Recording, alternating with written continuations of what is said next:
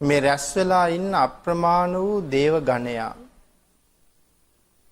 භාග්‍යවතුන් වහන්සේ අපේ නමත් කියයිද කියලා බලාපොරොත්තු වෙනවා.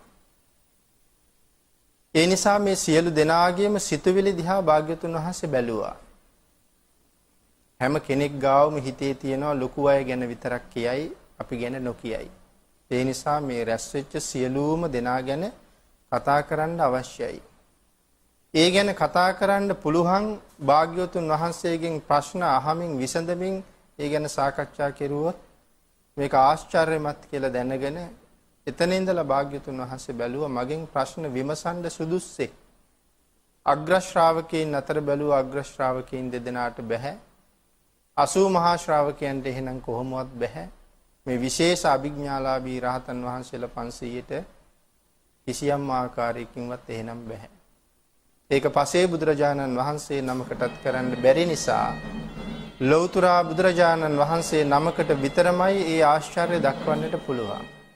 ඒ නිසා භාග්‍යවතුන් වහන්සේ නිර්මාණය කරගන්න බුදුරුවක් භාග්‍යවතුන් වහන්සේ ළඟට වැඩමවලා භාග්‍යවතුන් වහන්සේ අදිෂ්ඨාන කරන ආසනයේ වඩා හිඳවගෙන උන්වහන්සේගෙන් භාග්‍යවතුන් වහන්සේ මේ බුදුරුව නිර්මාණය කරන්නෙම භාග්‍යවතුන් වහන්සේගෙන් ප්‍රශ්න අහන්නයි.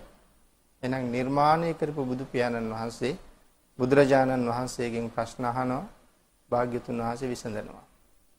මේ කාරණාව එදා අපි කෙටියෙන් සාකච්ඡා කළා.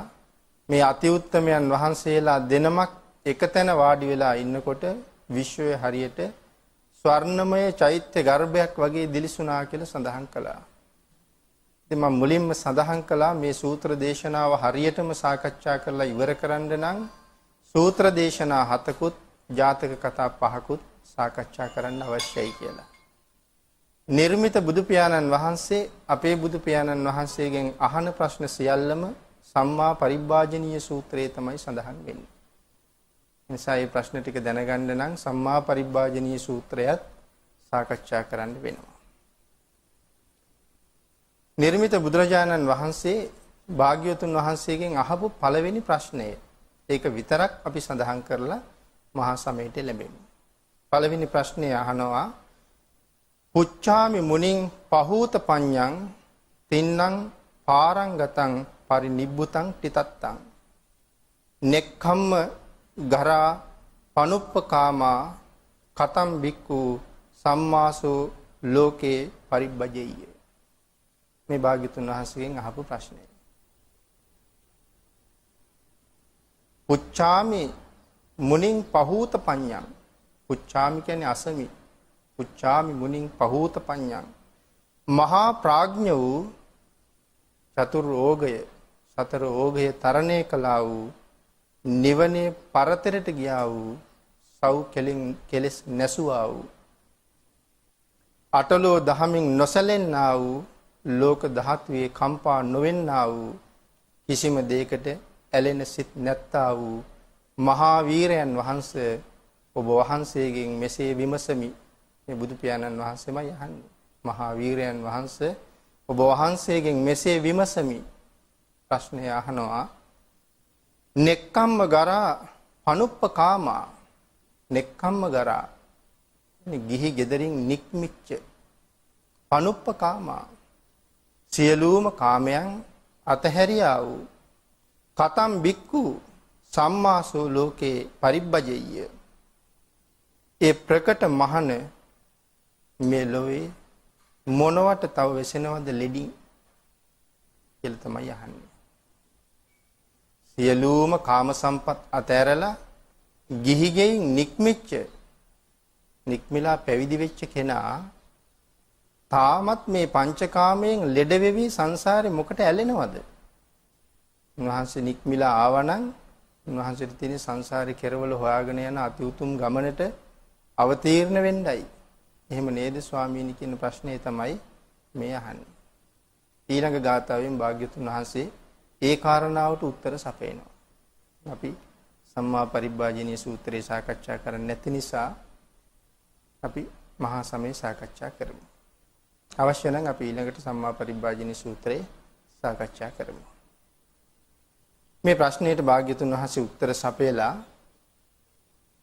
මහා සමය දේශනාව මෙතන ඉඳලා භාග්‍යතුන් වහන්සේ පටන් ගන්න තියෙනවා. පළවෙනි ගාථාවෙන් සඳහන් කරනවා සිලෝක මනුකස්සාමි යත්ත බුම්මා තදස්සිතා යේසිතා ගිරි ගබ්බාරං පහිතත්තා සමාහිතා පුතු සීහාව සල්ලීනා ලෝමහං සාබි සම්බුනෝ ඕදාස මනසා සුද්ධා විප්පසන්න මනාවිලා. සිලෝවක් කියන්නම් සිලෝවක් කියන්නෙමි. යම් තැනක බූමාටු දෙවියෝ ඇද්ද රහත් වූ එතැන් ඇසුරු කළාහු වෙත්. යම් තැනක බූමාටු දෙවියෝ ඇද්ද රහත් වූ එතැන් ඇසුරු කළා වූ වෙත්. නිවන් කරා මෙහෙය වූ සිත් ඇති සමාධිගත සිත් ඇති ලොමු දැහ ගැනුම් මඩුළු පිරිසුඳ දැනගත් නොකිලිටි වූ වෙසසින් පහන් වූ නොකැලඹුණු ඒ රහත් වූ විවික්ත වූ බොහෝ සිංහයන්සේ ගිරි ගුහා ඇසුරු කළාහු වෙත්. මෙතන සඳහන් කරනවා ගිහිගෙය අතහැරලා කාමයන් අතහැරලා ශාසනයට ඇතුල් වෙච්ච භික්ෂුව මෙතන නාග කියලා හඳුන්වන්නේ රහතන් වහන්සේට. ගිරි ගුහා ඇසුරු කළා වූ සිංහයන්. ඒ කියන්නේ ඊටාම හුදකලාවට තමයි රහතන් වහන්සේ කැමති. සිංහයා කැමති කවුරුවත් නැති හුදකලා පාළු තැන්වල ඉන්නේ. එතන තියෙනවා පුදුමාකාර නිදහසක් සහ විවේකයක්. ඒ විවේකයේ භුක්ති විඳින්න තමයි සිංහයෝ ඊටාම නිහඬ පරිසරයේ ගත කරන්නේ. බුදු පියාණන් වහන්සේ මුණ ගැහෙන්නත් සේල බ්‍රාහ්මණයා යන වෙලාවේ තමන්ගේ 300ක් වෙච්ච ශ්‍රාවකයන්ට මතක් කරනවා ශ්‍රාවකයිනි මේ සම්මා සම්බුද්ධ කියලා කියන්නේ සිංහයෝ වාගේ අය. නිශ්ශබ්දතාවයට තමයි ඊටාම කැමති. ඒ නිසා ඕගොල්ලෝ පය තියලා පය ඔසවනකොට ඇති වෙන වැලි හඬවත් ඇති නොවෙන්න පය තියන්න ඕනේ. පයට පෑගෙන යම් කෝටු කෑල්ලක් තියෙනවා නම් එය පවා පෑගුණොත් කැඩිලා හඬ මතුවෙන්න පුළුවන්. එහෙම හඬක්වත් නංවන්න එපා. මම භාග්‍යවතුන් වහන්සේ සමග සාකච්ඡා කරන වෙලාවට අතරමැද්දෙන් පැනලා මගෙන් ප්‍රශ්න අහන්න එපා. නිශ්ශබ්දව උන්වහන්සේයි මමයි අතර තියෙන සාකච්ඡාවට සවන් දීගෙන ඉන්න කියලා ඉල්ලීමක් කරනවා. දැන් මෙතන පළවෙනි ගාථාවෙන් සඳහන් කරන්නේ අර මේ මහා සමය දේශනාවට මූලිකම හේතුව වෙන ශාක්‍ය කෝලිය දෙවංශයෙන් පැවිදි වෙන මේ මහා රහතන් වහන්සේලා පිළිබඳව තමයි මෙතන සඳහන් කරන්නේ. දෙවනි කාරණාවෙන් භාග්‍යතුන් වහන්සේ සඳහන් කරනවා බීයෝ පංච සතේ ඤත්වා වනේ කාපිල වත්තවේ තතෝ ආමන්ත ඊ සත්තා ශාවකේ ශාසනේ රතා ශාවකේ ශාසනේ රති කිඹුල්වත් පුරය අසල වනේහි ශාස්ත්‍රූහු ලස්සන ඇලුණු 500කට වැඩි සව්වන් දැන බීයෝ පංචසතේ ඤත්වා පංචසතේ කියලා කියන්නේ 500ට ඤත්වා කියන්නේ දැන වනේ කාපිල වත්තවේ කපිල වස්තුවේ මහා වනයේ ආශ්‍රය කරගෙන තමයි මේ දේශනාව සිද්ධ වෙන්නේ. දැන් මේ රහත් වූ විශේෂයෙන් 이르දි සහිතව රහත් වූ භික්ෂූන් වහන්සේලා 500ක් භාග්‍යතුන් වහන්සේත් එක්ක මෙතන වැඩ වාසය කරනවා. තතෝ ආමන්තී සත්තා ශාවකේ ශාසනේ රති ශාස්ත්‍රූන් වහන්සේ සමග වෙසෙන ශාසනයෙහි ඇලුනා වූ ශාවකේ ශාසනේ රති ශාසනයෙහි ඇලුනා වූ මේ භික්ෂූන් වහන්සේලා බලන්න මේ දේව කායා රැස් වෙලා ඉන්නවා.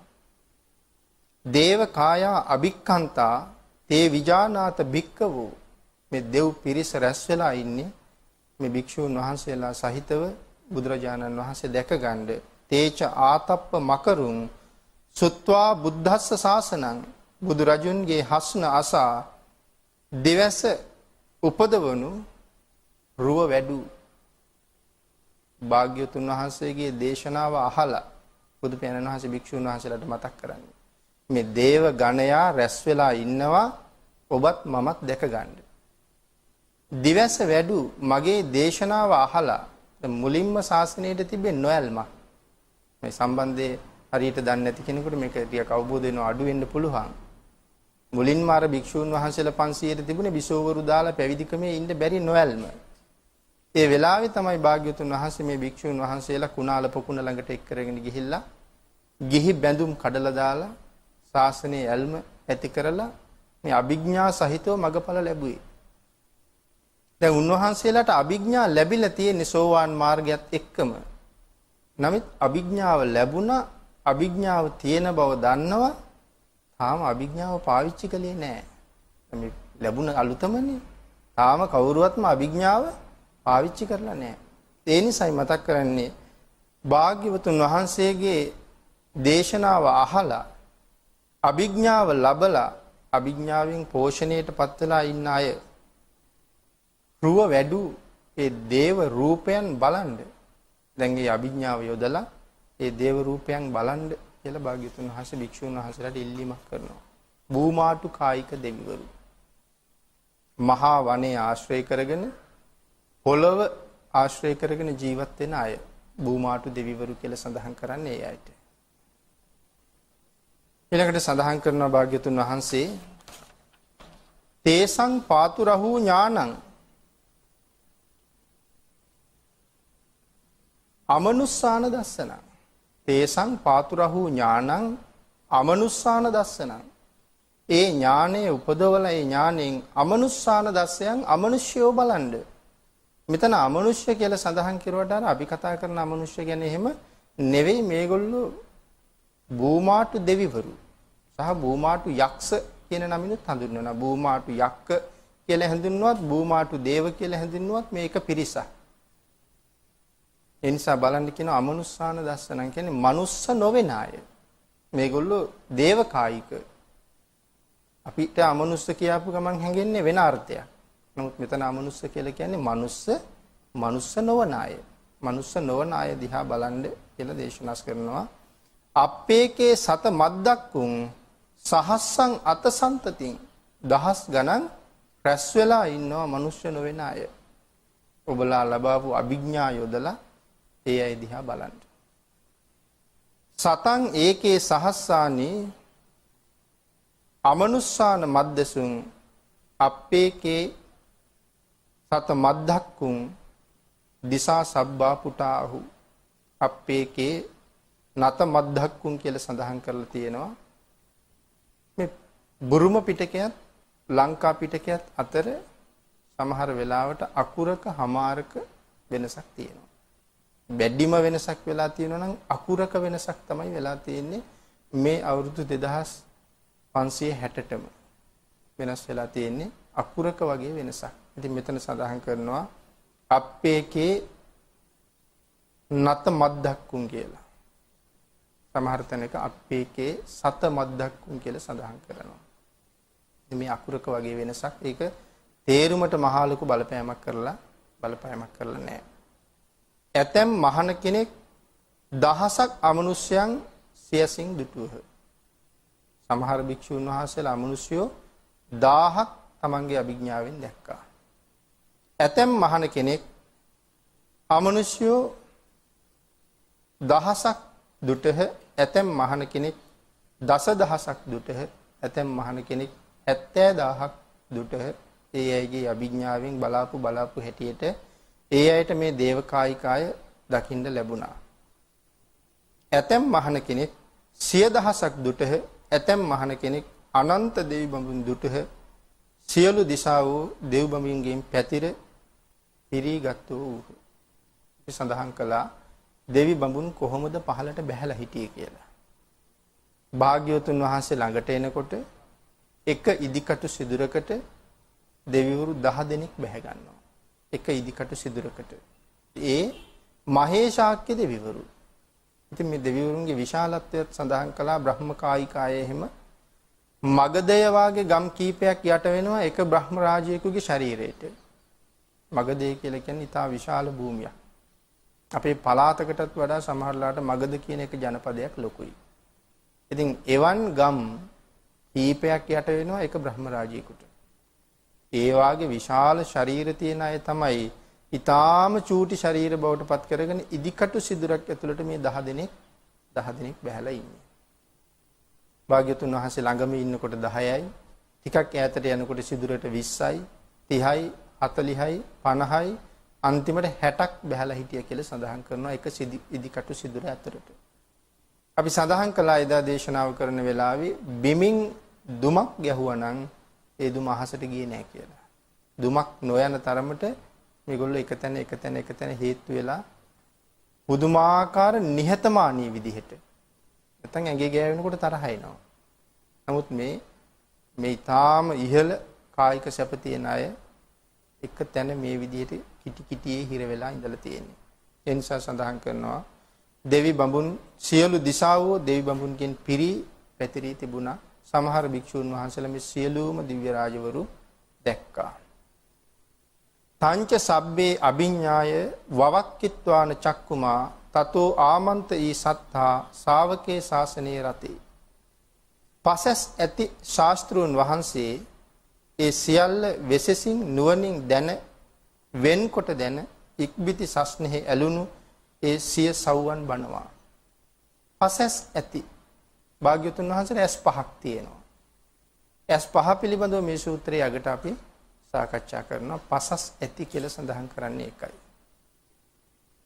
උන්වහන්සේ ඒ නිසා මේ සියලුම දේවගණයා දැකලා බලලා ශාසනයේ ඇලිච්ච තමන්ගේ ශ්‍රාවකයන් බණවා කියලා කියන්නේ ශ්‍රාවකයන්ට ඒ කාරණාව කියලා උනන්දු කරවලා සත් දේව කායා අභික්ඛන්තා තේවිජා නාත භික්කවෝ යේ වෝහං කිත්ත ඉස්සාමි ගිරාහි අනුපුබ්බසෝ. භාග්‍යවතුන් වහන්සේ සඳහන් කරනවා මහණෙනි දිව්‍ය සමූහය එළඹියා. වචන වලින් පිළිවෙලින් යම් දෙවි කෙනෙකු හෙළිදරව් කරන්නේද ඔවුන් දැනගනිව්. දැන් මේ දේව සමූහයා එළඹිලා ඉන්නවා. මම දැන් හැම එක්කෙනාම නම කියා ගෝත්‍රය කියා ඒගොල්ලන්ට ආමන්ත්‍රණය කරනවා. නැත්නම් ඒගොල්ලෝ හඳුන්වලා දෙනවා. ඒ සියලු දෙනාම මනාව දකින්න ඒ කයින් ඒ නමින් මහේශාක්‍ය අල්පේශාක්‍ය බවින් මේ අය හඳුනා ගන්න දැන් මේ විදිහට මේ අය හඳුන්වලා දෙනවා මම. සත්ත සහස්සා යක්ඛා බුම්මා කාපිල වත්තවා ඉද්දි මන්තෝ ජුති මන්තෝ වන්න වන්තෝ යසස්සිනෝ මෝද මානා අභික්කාමුං බික්කූණං සමිතින් වනං. මෙතන සමිති බික්කූණං සමිතින් වනං. මේ සමිති කියන වචනේ අපෙත් තියෙනවා. හැබැයි සමිති කියලා කියන්නේ සිංහල වචනයක් නෙමෙයි පාලි වචනයක්. බික්කූණං සමිතින් වනං. සමිති කියලා කියන්නේ අදත් රැස්වීමට. එදත් රැස්වීමට. නමුත් සමිති කියලා කියේ පාලි වචනය. බික්කූණං සමිතින් වනං. මේ මහා වනයේට රැස් වෙලා ඉන්න සංගමය සමිතිය. සත්ත සහස්සා යක්ඛා බුම්මා කාපිල වත්තවා. කපිල වස්තුවට රැස් වෙලා ඉන්නවා සත්ත සහස්සා 7000ක්. 7000ක් දෙනා රැස් වෙලා ඉන්නවා. ඉද්දි මන්තෝ ජුති මන්තෝ වන්නවන්තෝ යසස්සිනෝ. මේගොල්ලෝ යක්ෂ කියලා හඳුන්වන්නේ. හැබැයි ඉද්දි මන්තෝ මේ යක්ෂයන්ට 이르දි තියෙනවා. වන්නවන්තෝ යසස්සිනෝ රත්තරන් පාටයි.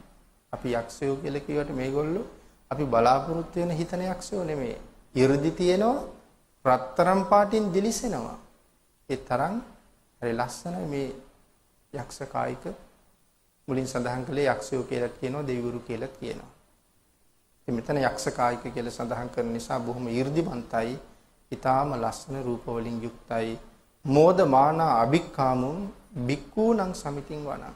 මේ අය රැස් වෙලා ඉන්නවා මේ භික්ෂූන් වහන්සේලාගේ රැස්වීම බලන්න.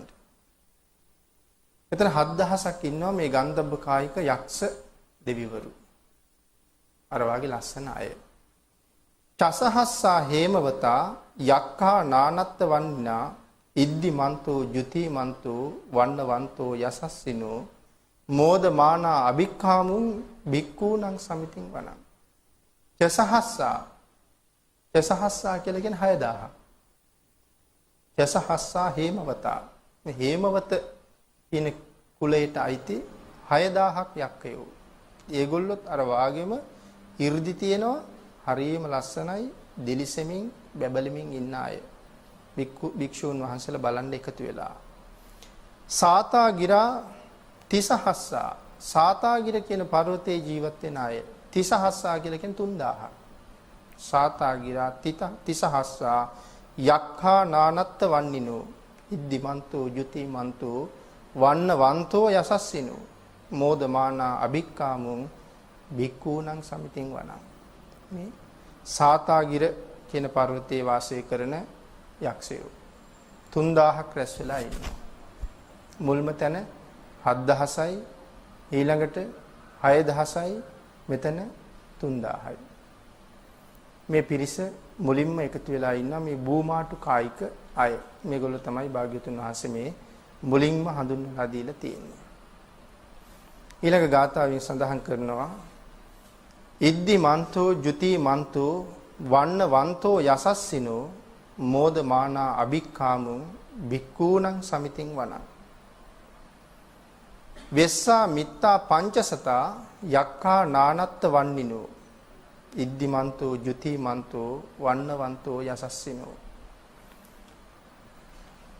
මෙතන සඳහන් කරනවා 이르දිමත් වූ ඊටාම ලස්සන ශරීර ඇත්තා වූ මේ යක්ෂයෝ කිඹුල්වත් පුර 이르දිමත්ව බබලනවා මේ වෙලාවේ. පැහැපත් යසස් ඇති 7000ක් යක්ෂයන්ගෙන් ඊළඟට 6000ක් යක්ෂයන්ගෙන් 3000ක් යක්ෂයන්ගෙන් තමයි කිඹුල්වත් පුරය බැබලෙමින් තිබුණේ.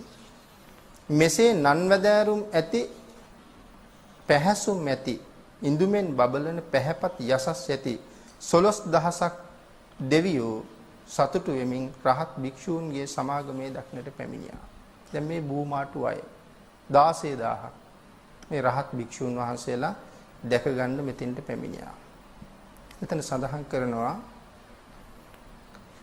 8 වෙනි දවසේ හැම මාසෙම 8 වෙනි දවසේ මේ දෙවිවරු එහෙම නැත්නම් 8 වෙනි දවසේ තව්තිසාවේ ධර්ම දේශනාවක් පැවැත්වෙනවා. හැම මාසයකම 8 වෙනි දවසේ ධර්ම දේශනාවක් පැවැත්වෙනවා. ඊළඟට හැම මාසෙම 8 වෙනි දවසේ මේ තව්තිසා වැසි පිරිසක් මනුස්ස ලෝකෙට එනවා. එදත් එනවා, අදත් එනවා, හෙටත් එනවා. එතකොට මේගොල්ලෝ ඔක්කොම අපි කරන දේවල් දකිනවා, බලනවා. හැම මාසෙකම 8 දවසකට සැරයක් එන්නේ 8 වෙනි දවසේ එනවා.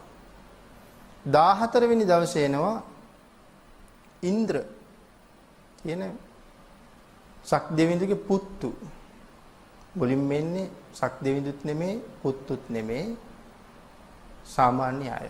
8 වෙනි දවසේ 14 වෙනි දවසේ එනවා ඉන්ද්‍ර නමින් ඉන්න පුත්තු. 15 වෙනි දවසේ රජවරු එනවා. එතකොට මේ දෙවියන්ගේ පුත්තු. එතකොට දෙවියන්ට පුත්තු ඉන්නවද දරුවෝ ඉන්නවද කියලා අපිට හිතෙන්න පුළුවන්. එහි ඕපපාතිකයිනේ. එතකොට කොහොමද ඒගොල්ලන්ට දරුවෝ ඉන්නේ? මොකද මේ සූත්‍රයේ ඉස්සරහට දිගටම දේව දරුවෝ ගැන සඳහන් කරනවා. සඳහන් කරනවා යම් තැනක දේව විමානයක් ඇති වුනහම ඒ දේව විමානයේට නායකයෙක් ඉන්නවා. නායකයෙක් වෙන්නේ දේව විමානයේ ඇති වෙන්නේ. ඒ නායකයාගේ උකුලේ උපන්නොත් උපපාතිකව පහළ වෙන්නේ. එකපාරම උකුල උඩ පහළ වුණොත් ඒගොල්ලෝ දරුවෝ. යහනේ පහළ වෙලා හිටියොත් දේවතාවියක් නම් යහනේ පහළ වෙලා හිටියොත් එයා අග්‍රමහේශිකාව බවට පත් කර ගන්නවා. දේව විමානේ තව තැන් තැන් වල පහළ වෙලා හිටියොත් ඒගොල්ලෝ අග්‍රමහේශිකාවට පල්ලෙහින් ඉන්න අනික් පරිවාර මහේශිකාව බවට පත් වෙනවා. උකුලේ උපන්නොත් දරුවෝ බවට පත් වෙනවා. මෙතන ඉන්ද්‍ර නමින් ඉන්න පුතුන් කියලා සඳහන් කරනවා. 15 වෙනි දවසේ රජවරු වෙනවා. ඒ කියන්නේ 15ක දවසේ 15 වෙනි දවසේ එදාට රජවරු වෙනවා. ඊළඟට තමයි සුධර්මා දේව සභාවට රැස් වෙලා මේගොල්ලෝ සාකච්ඡා කරනවා මේ මනුස්ස ලෝකේ ඉන්න අය කරන දේවල් පිළිබඳවත් ඒ සාකච්ඡාවට භාජනය වෙනවා. විශේෂයෙන් පන්සිල් රකින්න පින් කරන අය දිහා බලලා යනවා කියලා සඳහන් කරනවා. එහෙම ගිහිල්ලා ඒගොල්ලෝ සතුටු වෙනවා. අපිට පින් අනුමෝදන් කරනවා මේගොල්ලෝ පින් කරලා. ඉතින් එහෙම අයට ප්‍රාර්ථනා කළත් නොකළත් උන්වහන්සේලාගේ ආශිර්වාදය නිරන්තරයෙන් ලැබෙනවා උන්වහන්සේලාට පින් දෙන නිසා. ඊළඟ ගාථාවෙන් සඳහන් කරනවා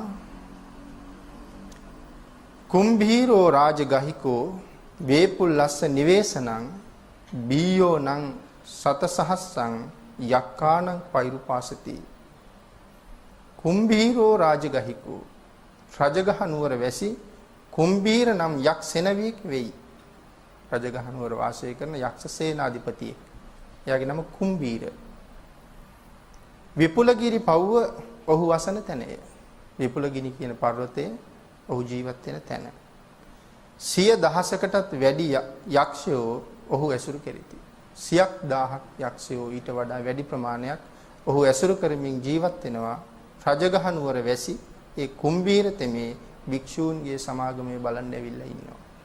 මේ කුම්භීර කියන යක්ෂයා 100,000කට වඩා තමන් සමග ඉන්න අය අඬ ගහගෙන විපුලගිරි පර්වතයෙන් බහලා මේ භික්ෂූන්ගේ සමිතිය බලන්න ඇවිල්ලා තියෙනවා. පුරිමංච දිසං රාජා දත රට්ටෝ තම්පසාසති ගන්ධබ්බානං ආදිපති මහා රාජා යසස්සිසු. පුරිමංච දිසං රාජා විරූඩක උතන සඳහන් කරනවා පුරිමංච දිසං රාජා. ඊළඟට විරූඩ කාටද අපි විරූඩ කියලා කියන්නේ? සතරවරන් දෙවියන්ගෙන් එක්කෙනෙක්. පුරිමංච කියලා මෙතන සඳහන් කරන්නේ పూర్ව දිශාව බාරගෙන ඉන්න කෙනා. පුරිමංච දිසං රාජා. දත රට්ටෝ තම්පසාසති ගන්ධබ්බානං ආදිපති ගාන්ධර්වයන්ට අධිපති. ගන්ධබ්බ කායික දෙවිවරු. මේගොල්ලෝ බොහොම පහළ මට්ටමේ ඉන්නේ. ගන්ධබ්බ කායික දෙවිවරු. ගන්ධබ්බ කියන එක අර්ථයක් තමයි මේ සුවඳ ආග්‍රහණය කරලා ජීවත් වෙන අය. ආහාර ගන්න සුවඳ තමයි ආග්‍රහණය කරන්නේ. සමහර වෙලාවට අපි වර්තමානයේ සලකන දේවාල ඒ ආශ්‍රය කරගෙනත් මේ ගන්ධබ්බ කායික දෙවිවරු ඉන්නවා. අපි ගෙනියන පළතුරු වට්ටි අපි කවදාවත් දැකලා නැහැ. දෙවියෝ අනුභව කරලා එහෙම තියෙනවා. සමහරලාට ඒ සුවඳ ආග්‍රහණය කරනවා. මල් වල සුවඳ, ගස් වල කඳන් වල සුවඳ, කොළ පොතු වල සුවඳ ආග්‍රහණය කරලා ජීවත් වෙන අය මේ ගන්ධබ්බ කායික ගණයට අයිති වෙනවා. පූර්ව දිශාව බාරව කටයුතු කරන දිව්‍ය රාජයා යටතේ තමයි මේගොල්ලෝ ඉන්නේ. ගන්ධබ්බානං ආදිපති ගාන්ධර්වයන්ට අධිපති. තවත් අපි ගන්ධබ්බ කියන වචනේ හඳුන්වනවා තව තැනක. කාටද ගාන්ධර්ව කියන වචනේ පාවිච්චි කරනවා? මේ සංගීතය පිළිබඳව කතා කරනකොට ගාන්ධර්ව කියන වචනේ සඳහන් කරනවා. සුවඳ උරා ජීවත් වෙන අයටත් ගන්ධබ්බ කියන වචනේ පාවිච්චි කරනවා කියලා සඳහන් කරනවා. පුත්තා පිතස්ස බහවෝ ඉන්ද නාමා මහබ්බලා ඉද්දි මන්තෝ ජුති මන්තෝ වන්නවන්තෝ යසස්සිනෝ. ඔහුගේ මේ ඉන්ද්‍ර නැමැති පුතුන්ද අඬ ගහගෙන දෙලිසෙමින් බැබලෙමින් භික්ෂුන් වහන්සේලාගේ සමිතිය බලන්න මේ ගන්ධබ්බ කායික පිරිස ඇවිල්ලා ඉන්නවා. පුංචි පිරිසක් එහෙම නෙමෙයි මේ පිරිස. කෝටි ලක්ෂයක් මේ සතරවරන් දෙවියන්ගෙන් එක්කෙනෙක් යටතේ පාලනය වෙන පිරිස කෝටි ලක්ෂයක්. එතකොට මේ పూర్ව දිශාව බාරව ඉන්න රජුරෝ එනවා කියලා කියන්නේ කෝටි ලක්ෂයක් අඬ ගහගෙන ඉන්නේ. ඉතින් එතකොට සක්වල පිරෙනවා කියන එක ඉතින් කෝටි ලක්ෂයක් මෙතෙන්ට 10000ක් සක්වල වලින් එකතු වෙන්නේ. එතකොට මේ සක්වලේ పూర్ව දිශාව බාරව ඉන්න කෙනා කෝටි ලක්ෂයක් අඬ ගහගෙන එනකොට 10000ක් සක්වලක 10000ක් එනවා. එතකොට එක්කෙනෙක් කෝටි ලක්ෂය අඬ ගහගෙන ඉන්නේ. 10000ක් සක්වලට සතරවරන් දෙවිවරු 40000ක් ඉන්නවා. එතකොට මේ 40000ම එක්කෙනෙක් කෝටි ලක්ෂය බෙගින් අඬ ගහගෙන ඉන්නේ. ඉතින් ඒ නිසා මහා පුදුම දේව සමාගමක් තිබුණා කියන එක අපිට එතකොට වැටහෙනවා. දක්ඛිනංච දිසං රාජා විරූල්හෝ තම්පසාසති කුම්බණ්ඩානං ආදිපති මහා රාජා යසස්සිනෝ පුත්තාපිතස්ස බහවෝ ඉන්දනාමා මහබ්බලා ඉද්දිමන්තෝ ජුතිමන්තෝ වන්නවන්තෝ යසස්සිනෝ මෝදමානා අභික්කාමුං බික්කූණං සමිතින් වනං. දක්ෂිණ දිශාව බාරව ඉන්න කෙනා, පූර්ව දිශාව බාරව හිටපු කෙනා ආවා. දක්ෂිණ දිශාව බාරව ඉන්න කෙනා විරෝල්හෝ තම්පසාසති කුම්බණ්ඩානං ආදිපති කුම්භාණ්ඩයන්ට අධිපති. ඉතනත් කෝටි ලක්ෂයක් අඬ ගහගෙන ඉනවා. මේ ඔක්කොමත් ඊටාම වර්ණවත් අය. බටහිර දිසාව බාර වෙන්න කෙනා පච්චිමංච දිසං රාජා විරූපක්කෝ තම්පසාසති. විරූපාක්ෂ දිව්‍ය රාජයා නාගානං ආධිපති මහරජා යසස්සිසු. මහා යසස් ඇති නාගයන්ට අධිපති විරූපාක්ෂ නම් මේ දිව්‍ය රාජයා කෝටි ලක්ෂයක් අඬ ගහගෙන එනවා. ඉතින් 10000ක් සක් වලින් එනකොට කෝටි ලක්ෂ ඒවා 10000ක් විරූපාක්ෂ කියන දිව්‍ය රාජවරු 10 දෙනෙක් යටතේ 10000ක් යටතේ එනවා. උත්තරංච දිසං රාජා කුවේරෝ තම්පසාසති. උතුරු දිසාව බාර කුවේර නමින් හඳුන්වන වෙසමුනි රජුරු. කුවේර නමින් උපදින්නේ නම්බුනාමේ වෙසමුනි. අපි වෛශ්‍රවණ කියන නමින් හඳුන්වනවා. යක්ඛානං ආධිපති මහරජා යසස්සිසු. යක්ෂයන්ට තමයි අධිපතිකම දරන්නේ. යක්ෂයෝ විශාල පිරිසක් අඬ ගහගෙන ඉන්නේ. යක්ෂයෝ අර අපි මුලින් සඳහන් කළා කොයි වාගේ යක්ෂයෝද මේ අඬ ගහගෙන ඉන්නේ කියලා. ඊළඟ කාරණාවේ සඳහන් කරනවා පුත්තාපි තස්ස බහවෝ ඉන්ද නාමා මහබ්බලා ඉද්දිමන්තෝ ජුතිමන්තෝ වර්ණවන්තෝ යසස්සිනෝ. වර්ණවත් වූ ඉන්ද්‍ර නම් දරුවොත් අඬ ගහගෙනයි එන්නේ. පුරිමංච දිසං රාජා දත රට්ටෝ. පුරිමංච දිසං දත රට්ටෝ දක්ඛිනේන විරූල්හකෝ.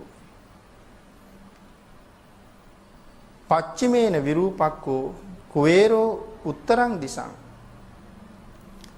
චත්තාරෝතේ මහරජා සමන්තා චතුරෝ දිසා දදල්හමානා අට්ටංසු. ආයතර බුරුම පිටකේ ලංකා පිටකේ වෙනස මෙතන පේනවා.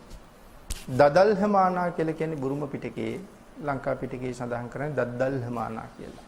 අල්දයන්ක් සඳහන් කරනවා මෙතන එක අකුරක එක අල් කිරීමක වෙනසක් තියෙනවා. දදල්හමානා දදල්හමානා. සමන්තා චතුරෝ දිසා. සමන්තා කියලා කියන්නේ සම්පූර්ණ වෙලා තියෙනවා දැන් හතර දිසාවම. මේ කෝටි ලක්ෂය ඇවිල්ලා හතර දිසාවම සම්පූර්ණ වෙලා තියෙනවා. සක්වලවල් කෝටි 10000කින් කෝටි ලක්ෂයව 10000 සම්පූර්ණ කරලා තියෙනවා. තේසං මායා විනෝ දාසා ආගු වංචනිකා සටා. තේසං මායා විනෝ දාසා. ඔවුන්ගේ දාසියොත් අඬ ගහගෙන ඇවිල්ලා තියෙනවා. හැබැයි ඒගොල්ලෝ මායා විනෝ දාසා. මායා විනෝ කියලා කියන්නේ මායම් අපි කියලා කියන්නේ කපටිකම්. මායම කියලා අපි කියන්නේ මේ දාසියෝ හරි කපටි ඒගොල්ලෝ. ආගු වංචනිකා සටා. හරි වංචාකාරයි ඒගොල්ලෝ. වංචනිකයි. සටා කියලා මෙතන සඳහන් කරන්නේ නැති ಗುಣ පෙන්නනවා.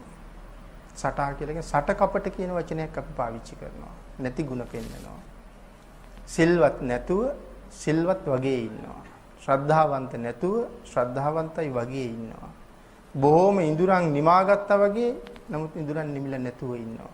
සට කපට කියන වචනේ පාවිච්චි කරන්නේ. ඒකට තමයි වංචනිකා සටා කියලා හඳුන්වන්නේ. මායා කුටෙන්ඩු වෙටෙන්ඩු. වේටෙන්ඩු කියලා සමහර තැනක සඳහන් කරනවා. මායා කුටෙන්ඩු වෙටෙන්ඩු විටුච්ච විටුඩෝ සහ මේ සඳහන් කරන්නේ මේගොල්ලන්ගේ නම්. මායා කුටෙන්ඩු වෙටෙන්ඩු විටුච්ච විටුඩෝ සහ කියලා කියන්නේ සමග. මේගොල්ලෝ සමග චන්දනෝ කාම සෙට්ටෝච කින්නු ගණ්ඩු නිගණ්ඩුච පනාදෝ ඕපමඤ්ඤෝච දේව සූතෝච මාතලී චිත්තසේනෝච ගන්ධබ්බෝ නලෝ රාජා ජනේ සබෝ. මෙතන නලකාර දේවපුත්ත නලෝ රාජා. සමහර වෙලාවට නලකාර දේවපුත්ත කියලා අද හඳුන්වනවා ඇත්තේ මෛත්‍රී බුදු පියාණන් වහන්සේ කාලේ ශක්විති රාජ්‍ය දරන කෙනා වෙන්න පුළුවන්. නලකාර දේවපුත්ත කියලා කියන්නේ. ජනේ සබ කියලා කියන්නේ මේ මහා සමය දේශනාව බිම්බිසාර රජුරුවන්ගේ අපවත් වීමෙන් පස්සේ නම් කෙරුණේ. මෙතන ජනේ සබ කියලා කියන්නේ එහෙනම් බිම්බිසාර රජුරුව.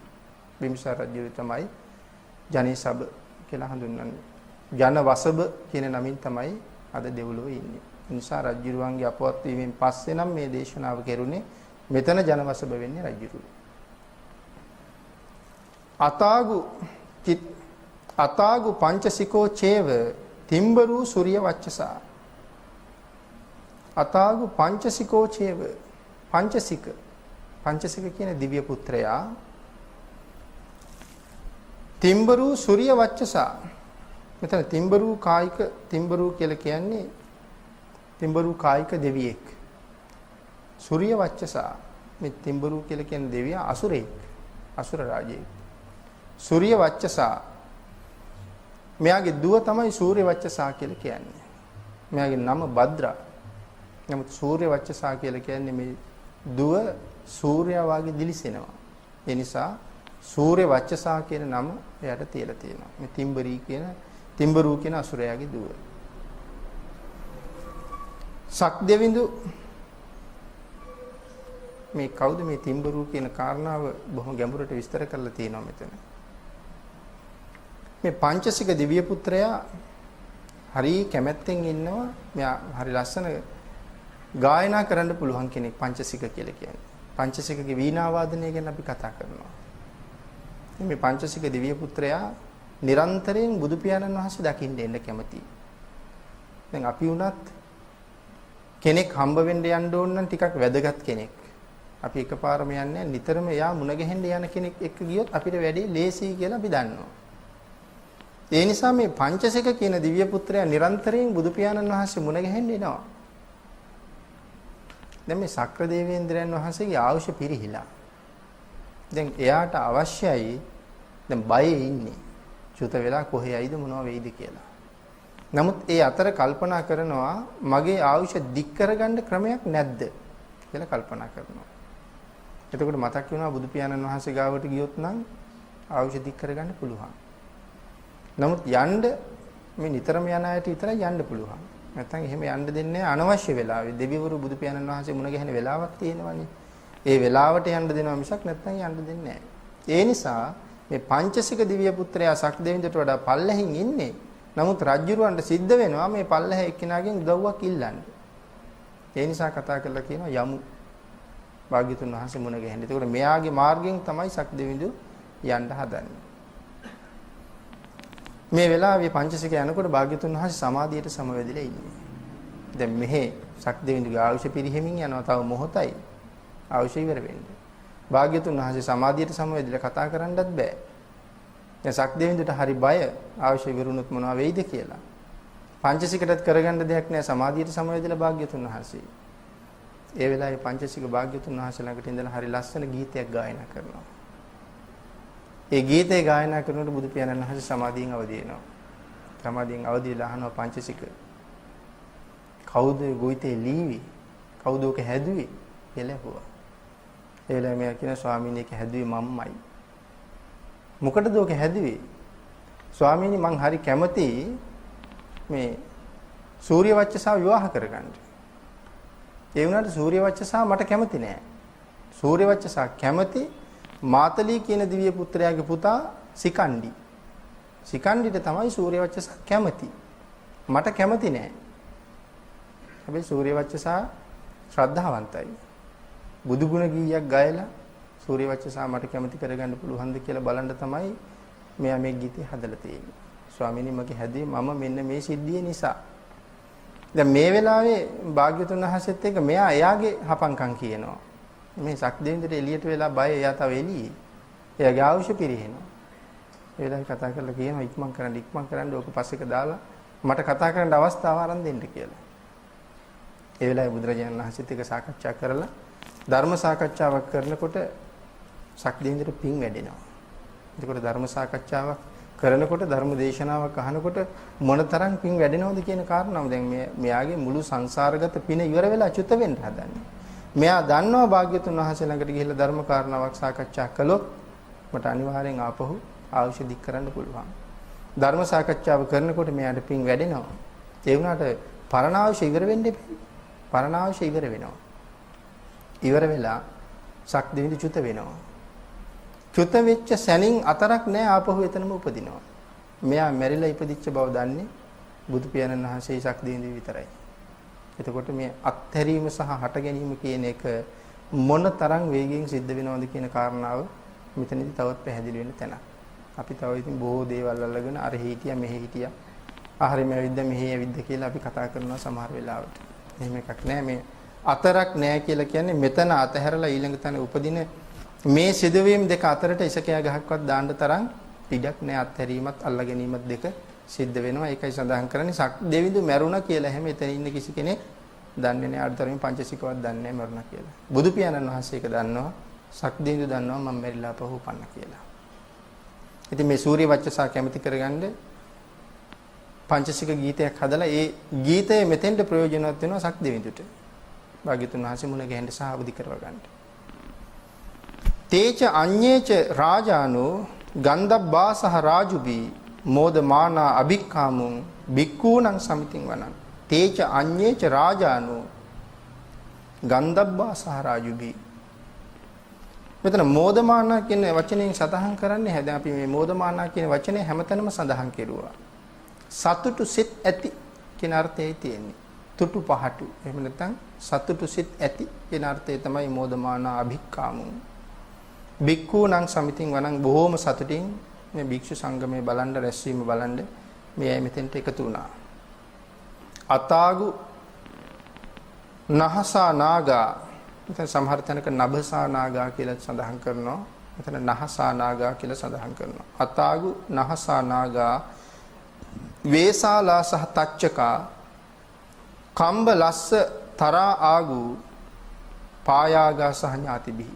කම්බ ලස්ස තරා ආගු කම්බ ලස්ස කියලා සඳහන් කරලා එතන කම්බල අස්ස කියන වචන දෙකක් සඳහන් කරන්නේ නම් දෙකක් තියෙන කම්බ ලස්ස. අතාගු නබසා නාගා මේ ගුරුලන්ට වඩා බලවත් නාගයෝ. සාමාන්‍ය නාගයා ගුරුලට බයයි. මෙතන සඳහන් කරන මේ නාගයෝ කම්බල සහ අස්සතර කියන නාග කුල. ඒගොල්ලෝ ගුරුලන්ට වඩා බලවත්. ගුරුලට බය නැහැ. ඒකයි සඳහන් කරන්නේ. පායාගා සහ ඥාතිභි. මේගොල්ලොත් මෙතෙන්ට රැස් වෙලා ඉන්නවා ඥාති සංඝයා සමග. ඥාති සංඝ. එතකොට මේ සංඝ කියන වචනේ තේරුම සංඝ කියන වචනේ තේරුම සමූහ කියන එක. ඥාති සංඝ. මේ සමහර වෙලාවට සමහර කෙනෙක් සඳහන් කරලා තියෙනවා මේ භික්ෂු කියලා කියන්නේ මහණ වුණාට පස්සේ. මහණ වුණාට පස්සේ භික්ෂු. සෝවාන් වුණාට පස්සේ සංඝ. ඉතින් මිත්‍යා දෘෂ්ටියක් එහෙම සඳහන් කරනවා. බොහොම ප්‍රසිද්ධිය අපේ රටේ සඳහන් කරනවා විද්‍යුත් මාධ්‍යය පවා. භික්ෂු කියලා කියන්නේ මහණ වුණාට පස්සේ සංඝ වෙන්නේ සෝවාන් වුණාට පස්සේ. ඉතින් අවදීන් ඉන්නවනම් අපි දන්නවා කොහොමද සඳහන් වෙන්නේ කියලා. නමුත් බුදු පියාණන් වහන්සේගේ දේශනාවේ එහෙම එකක් නැහැ. මිග සංඝ කියන්නේ මුව සමූහය. කුක්කුර සංඝ, බලු සංඝ සඳහන් කරලා තියෙනවා බලු සමූහය. කුක්කුර සංඝ සංඝ කියලා කියන්නේ රැස් වෙච්ච තැන සමූහය කියන අර්ථය. දැන් මෙතන මේ මහණුනහම භික්ෂු සෝවාන් වුණහම සංඝ කියන එකක් බුදු ශාසනයේ නැහැ. ඒවා මිත්‍යා දෘෂ්ටිවල. ඉතින් මේ වාගේ දේශනාවල් වල සමහරලාට බොහෝ මිත්‍යා දෘෂ්ටි ඛණ්ඩණය වෙනවා. ඒක භාග්‍යතුන් වහන්සේ අපෙන් බලාපොරොත්තු වෙච්ච කාරණාවක්. මිත්‍යා දෘෂ්ටි අනිවාර්යෙන් ඛණ්ඩණය කරන්න ඕනේ ශාසනයේ ඉදිරි පැවැත්ම උදෙසා. යාමුනා දතරට්ඨෝච ආගු නාගා යසස්සිනෝ ඒරාවනෝ මහා නාගෝ සෝපාග සමිතින් වනං. යමුනා නදී තීරේ සිටින මේ නාගයෝ එක්ක ඒරාවන නැත්නම් අයිරාවන කියන නාගයා නාග ගෝත්‍රිකයෙක් මෙයා දේව පුත්‍රයෙක් නාග ගෝත්‍රිකයෙක් මෙයත් මේ භික්ෂු සමිතිය බලන්න එනවා. මේ නාග නැත්නම් ඒරාවන පිළිබඳව හරියට වරද්ද ගන්නවා සමහර වෙලාවට මේ අයිරාවනා කියන වචනේ. සමහර තැනක සමහර අය කතා කරනවා මේ රාවණා දෙයියෝ කියලා කෙනෙක් ගැනයි කියන්නේ කියලා. අයිරාවනා කියලානේ කියන්නේ. දැන් මේ රාවණා ආපහු මිත්‍යා දෘෂ්ටිය. මෙතන අයිරාවණ කියලා කියන්නේ රාවණෙක් ගැන එහෙම සඳහන් කරලා නැහැ බුදුදහමේ කොහෙවත්. මෙතන අයිරාවණුව කියලා කියන්නේ දේව පුත්‍රයෙක් ගැන. මේ දේව පුත්‍රයා විශේෂයි. අද සක්දෙවිඳු වෙලා ඉන්නේ මගමානවකට හිටියා යාළුවෝ 33 දෙනෙක්. මේ යාළුවෝ 33 දෙනයි මගමානවකයි පිළිබඳව රජුරවන්ට පිරිසක් ගිහිල්ලා ගතු කීවා. ඒ ගතු අහලා කේලම් අහලා රජුරුව මේගොල්ලෝ ගැන අකමැති වුණා. මේගොල්ලෝ ගැන අකමැති වෙලා නියම කරනවා මේ 33 දෙනාම ඇතාලගුව පාගවල මරන්න කියලා. මගමානවක අදිෂ්ඨානයක් කරනවා අපි වැරද්දක් කරලා නැත්තම් මේ ඇත අපි පාගන්නේ නැහැ. දැන් පාගන්න ගෙනහිල්ලා දානවා. ඇත කවුරුවත් පාගන්නේ නැහැ. රජුරවන්ට පුදුමයි. රජුර අහනවා ඇයි පෑගුවේ නැත්තේ? මොනවා හරි විශේෂ බලයක්වත් තියනවද කියලා ඇහුවා. මගමානෝක කියනවා නෑ කිසි බලයක් නෑ. කිසිම බලයක් නෑ. නමුත් අපි අදිෂ්ඨානයක් කළා අපි වැරදි කරලා නැත්තම් මේ තිරිසන් සතා අපි පාගන්නේ නැහැ කියලා. රජුරවන්ට ලැජ්ජ හිතුණා. මේ මිනිස්සුන් ගාව තියෙන ගුණ මේ තිරිසන අඳුරගත්තා. මට ඒක තේරුම් ගන්න බැරි වුණා. අනුන්ගේ කේලම් අහලා මම මේ ගුණවතුන් විනාශ කරලා පව් කරගන්න ලෑස්ති වුණා. ඊට පස්සේ මේ හස්ති රාජයා මගමානවකට දෙනවා. ඔබ කරන පුණ්‍ය කටයුතු ඊට පස්සේ මේ හස්තියාගේ පිටේ ගිහිල්ලා කරන්න.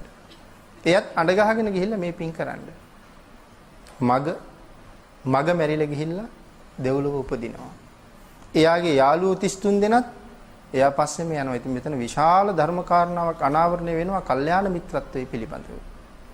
කල්යාණ මිත්‍රයෙක් පෙරදරි කරගෙන හිටපු නිසා මේ යාළුවෝ 33 දෙනා අදත් දෙව්ලොව රජවරු බවට පත් වෙලා. ඉතින් කල්යාණ මිත්‍රයෙක් හිටපු නිසා මිසක් පාපතරේක ආශ්‍රය කරපු නිසා නෙවෙයි. මේ ඇතත් මැරිලා යනවා. එයා තිරිසන්. නමුත් මෙයත් එක්ක ගියේම පුණ්‍ය කටයුතු වලට. මේ හස්තියා තමයි අයිරාවණ නම් ඉපදිලා ඉන්නේ. මෙයා තමයි දේව පුත්‍රයෙක්. දිව්‍ය ලෝකේ තිරිසන්නු නෑ. ඒකත් මිත්‍යා දෘෂ්ටියක්. දිව්‍ය ලෝකේ කවදාවත් තිරිසන්නු නෑ.